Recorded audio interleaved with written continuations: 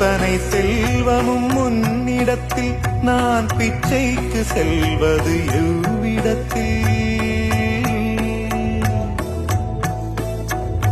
அத்தனை செல்வமும் உன்னிடத்தில் நான் பிச்சைக்கு செல்வது எவ்விடத்தில்? வெறும் பாத்திரம் உள்ளது என்னிடத்தில், அதன் சூத்திரமோ அது உன்னிடத்தில்.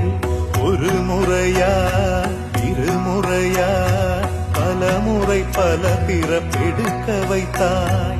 புதுவினையா பழவினையா கணம் கணம் தினம் என்னை துடிக்க வைத்தாய். பொருளுக்கு அலைந்திடும் பொருளற்ற வாழ்க்கையும் துரத்துதே. உன் அருள் அருள் அருள் என்று அலைகின்ற மனம் இன்று பிதற்றுதே.